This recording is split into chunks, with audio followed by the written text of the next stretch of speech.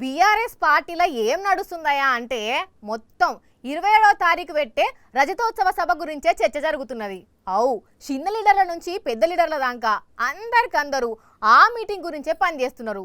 కొందరు లీడర్లు అయితే సభ దగ్గరనే ఉండి పనులు చేస్తుంటే, ఇంకా కొందరు లీడర్లేమో ఊర్లల్లా గల్లీలల్లా తిరిగి జనాలను జమ చేస్తున్నారు కదా. అయితే ఇదే మీటింగ్కు కొందరు అప్పుడే బయలుదేరిండ్రుల్లా. అరే అప్పుడే ఎందుకంటారా? మరి పోయింది ఎట్లా అనుకున్నారు? ఇగో ఇట్లా.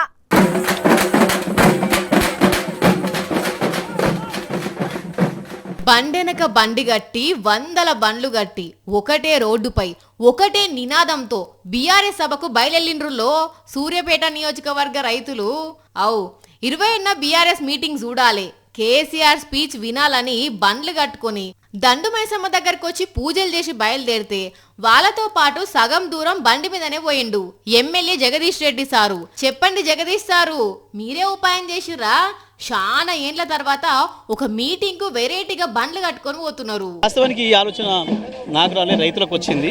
ఒక 15 రోజుల క్రితమే నా దగ్గరికి కొంతమంది రైతులు వచ్చి, సార్ మేము ఎడ్ల బండ్ల మీద పోదాం అనుకుంటున్నాం, ఈసారి వరంగల్ సభకు ఇట్లా ఉంటుంది, మేము పోవచ్చా అని చెప్పి అడిగాను. అబ్బర బిడ్డో, ఇన్నారులా రైతులే సార్ దగ్గరకు వచ్చి పర్మిషన్ తీసుకొని బయలుదేరిరట.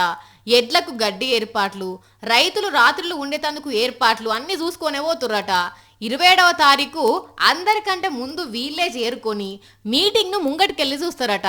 కానీ చూడబోతుంటే కేసీఆర్ సారు కేటీఆర్ సారు మీటింగ్ను ఛాలెంజింగ్గానే తీసుకున్నట్టున్నారు. మరి 10 లక్షల మంది అంటున్నారు. ఈ మాత్రం ఏర్పాట్లు చేయకపోతే ఎట్లా? కానీ మీటింగ్లు అందరికంటే హైలైట్ సూర్యాపేట నియోజకవర్గ రైతులే అయ్యేటట్టున్నారు పోండ్రి. కానీ ఎండల గింత సాహసం చేస్తుర్రంటే మామూలు విషయం కాదు పోండ్రి.